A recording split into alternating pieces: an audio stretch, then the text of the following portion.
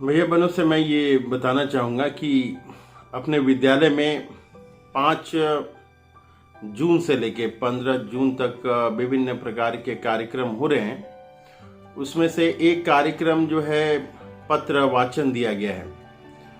पत्र वाचन जो क्लास 6, 7, 8 के भैया बहनों के लिए होगा। पत्र वाचन में क्या करना होता है कि कागज में कुछ बिंदु को लिखना होता है, विभिन्न बिंदुओं को लिखकर और पत्र वाचन करते समय जस्ट उनको पढ़ा जाता है। इसी को पत्र वाचन कहते हैं।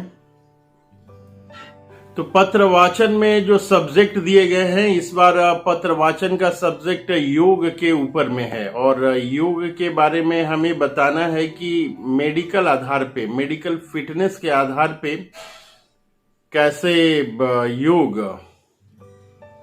उपयुक्त है और योग के क्या क्या चीजें हैं जो चिकित्सा विज्ञान की दृष्टि से कैसे उपयुक्त है और किन किन बीमारियों में किस तरह की योग होती है, इन सारी बातों का जिक्र करेंगे। सब्जेक्ट क्या दिया गया है मैं आपको बताता हूं पढ़ के। Effect of yoga on physical fitness on the basis of medical parameter.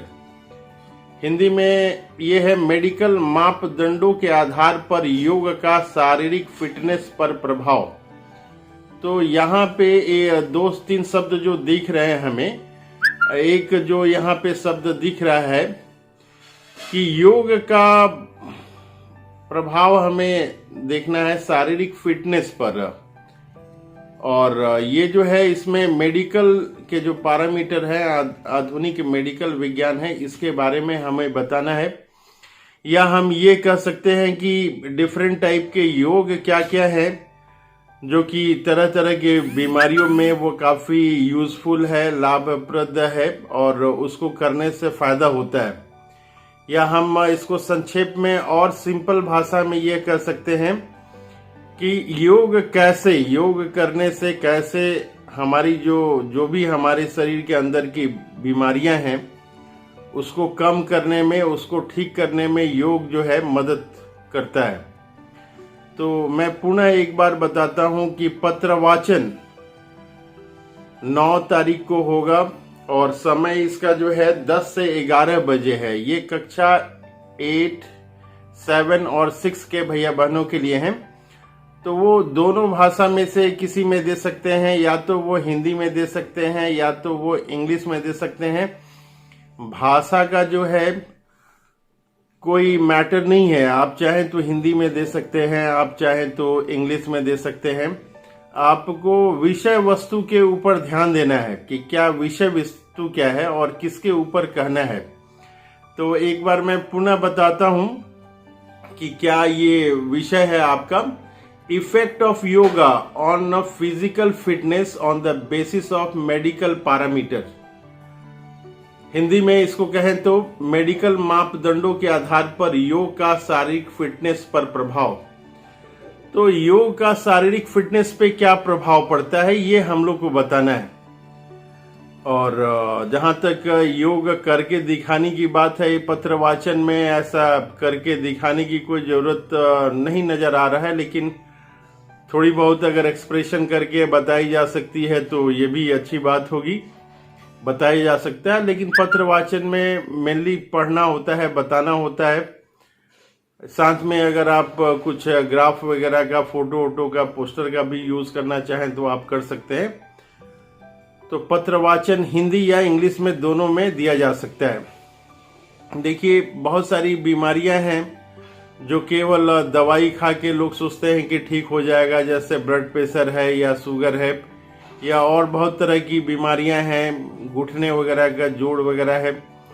दवाइयाँ खाने से कोई अंत उनका नहीं है। जीवन भर बहुत तरह की दवाइयाँ हैं जिसको खाना पड़ता है, जब तक जीवन रहता है तब तक दवाइयाँ लेनी पड़ती हैं।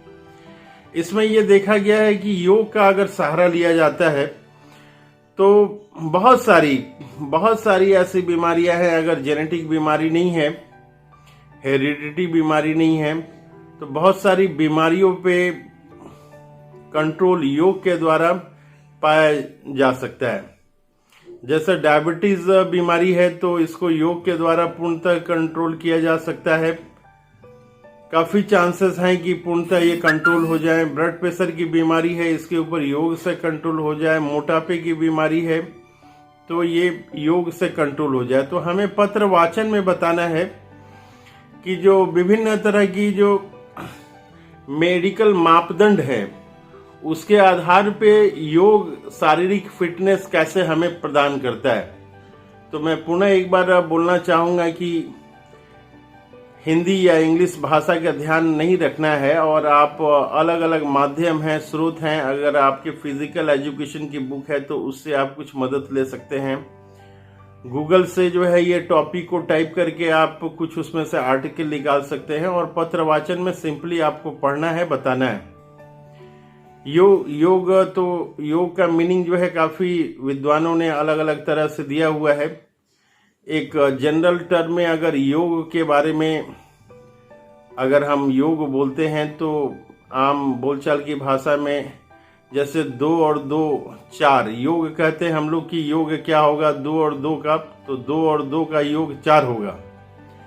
उसी तरह से अगर माता पिता का जो है योग कहा जाए कि माता का पुत्र का योग जो है, तो जैसे 2 शब्दों का योग करते हैं हम लोग, माता पिता या माता। तो इस तरह से जो हम लोग बोलते हैं, घर में मान लीजिए बेटा हो या बेटी हो तो माँ बेटी या माँ बेटा, ये जो है माँ बेटा जो शब्द आता है तो काफी एक सुखद योग की अनुभूति होती है। तो ये जो है जोड़ने का जो प्रयास है इसे ही योग कहते हैं हम लोग संक्षेप में। तो व्यक्ति जुड़ते हैं तो परिवार बनता है, परिवार जुड़ता है तो ग्राम बनते हैं, ग्राम जुड़ते हैं तो शहर बनता है, शहर जुड़ता है तो राष्ट्र बनता है। तो ये काफी समृद्ध होते जाते हैं। अलग अलग विद्वानों ने योग की अलग अलग व्याख्या की है। तो हम लोग को योग की डिफिनीशन के बारे में नहीं बताना है, योग के प्रकार के बारे में नहीं बताना। देखिए योग के अलग अलग अंग बताए गए हैं, जैसे कि यम है, नियम है, आसन है, प्राणायाम है, प्रत्याहार है, धारणा है, ध्यान है, समाधि है। तो योग के अलग अलग अंग हैं, ये सारे के बारे में भी नहीं बताना है हमें। 2-4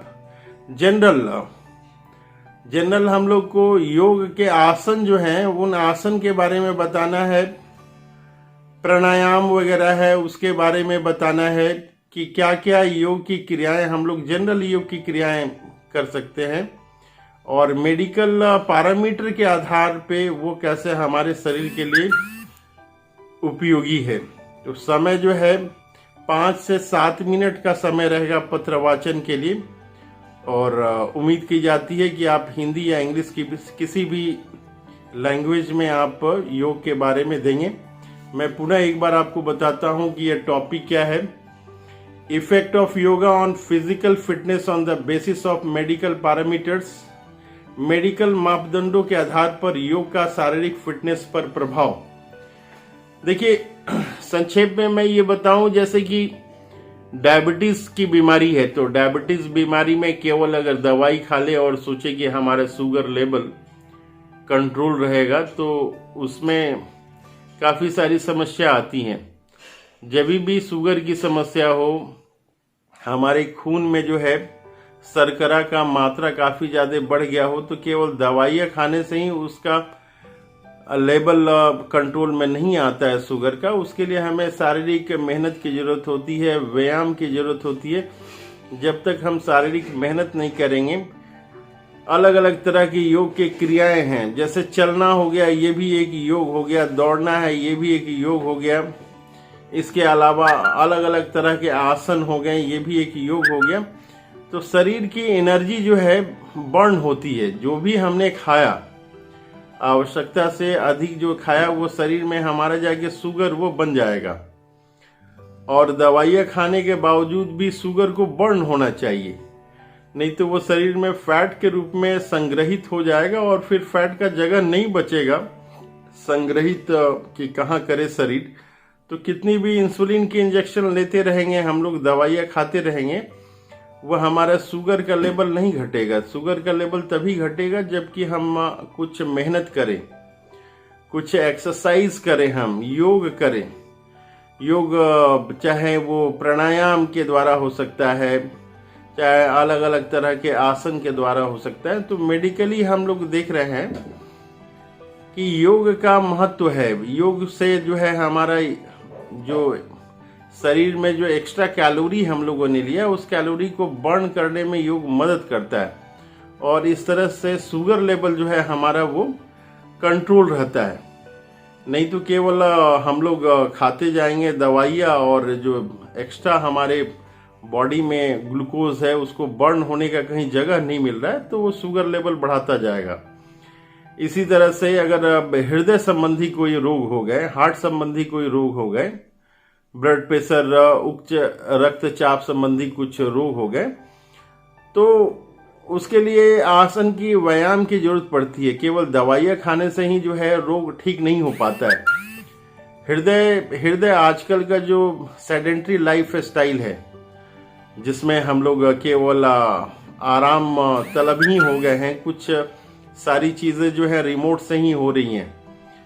एसी बंद करना है तो रिमोट से बंद हो गया, टीवी बंद करना है तो वो भी रिमोट से हो गया, आजकल पंखे लाइट भी सब रिमोट से ही हो रहे हैं। तो उठने बैठने का कहीं जगह स्कोप नहीं आ रहा है, तो शरीर जो है शारीरिक श्रम नहीं कर पा रहा है। जब तक हम शारीरिक श्रम नहीं करेंगे, खून जो है, जो हमारा ब्लड है, वो ब्लड वेसल्स, आर्टरी और वेंस में अच्छी तरह से प्रवाह उसका नहीं हो पाएगा। हृदय जो है, जैसे कि हम दौड़ते हैं तो देखते हैं कि सांस जो है हमारा फूलने लगता है, हृदय की गति जो है वो तेज हो जाती है। दौड़ते हैं हम तो सारे अंगों में ऑक्सीजन की जरूरत होती है, उसके लिए हृदय जो हमारा जल्दी जल्दी पंप करने लगता है। तो हम देखते हैं कि पल्स रेट उस समय हमारा बढ़ जाता है। क्यों बढ़ जाता है? क्योंकि सारे बॉडी में हमें ऑक्सीजन की जरूरत होती है, और हार्ट जो है जल्दी जल्दी पंप करने लगता है ऑक्सीजन देने के लिए। तो हमारे नसों को सुचारू रूप से रखने के लिए, हार्ट को सुचारू रूप से रखने के लिए हमें कुछ व्यायाम की जरूरत है, कुछ आसन की जरूरत है, कुछ प्राणायाम की जरूरत है। जब तक हम कुछ एक्सरसाइज नहीं करेंगे, योग नहीं करेंगे, तो फिर हमारी मांसपेशियां जो हैं, हमारे शरीर में जो खून है, उनका संचार सही ढंग से नहीं हो पाएगा, और तरह तरह के हृदय संबंधी बीमारी जो है हो जाएगी। तो इसी तरह के एग्जाम्पल्स हमें देना है, और आप गूगल से जो है मदद ले सकते हैं। ये जो टॉपिक दिया हुआ है, effect of yoga on physical fitness on the basis of medical parameter, इसको आप गूगल में टाइप करेंगे तो बहुत सारे आर्टिकल दिखाएंगे, या मेडिकल मापदंडों के आधार पर योग का शारीरिक फिटनेस पर प्रभाव। याद रहे 9 तारीख को है ये, 10 से 11 बजे, क्लास 6, 7, 8 के लिए। ज़्यादा अधिक जानकारी योग के बारे में लेना हो, फिजिकल पैरामीटर्स के बारे में, तो आप अपने फिजिकल टीचर हैं उनसे आप संपर्क कर सकते हैं। आप अपने क्लास टीचर, सब्जेक्ट टीचर जो हैं योग के, फिजिकल एजुकेशन के, उनसे भी आप संपर्क ले सकते हैं। विशेष परिस्थितियों में आप मुझसे भी व्हाट्सएप के थ्रू सजेशन वगैरह ले सकते हैं। याद रखना है 9 तारीख को 10 से 11 बजे आपको पत्र वाचन करना है। पत्र वाचन में 5 से 7 मिनट कुछ लिख लेना है, आइटम अलग अलग आर्टिकल्स के थ्रू आपको एक तैयार करना है, 1 पेज में या 1.5 पेज में जो हो, और पढ़ के आपको सुनाना। यही आपका पत्र वाचन होगा।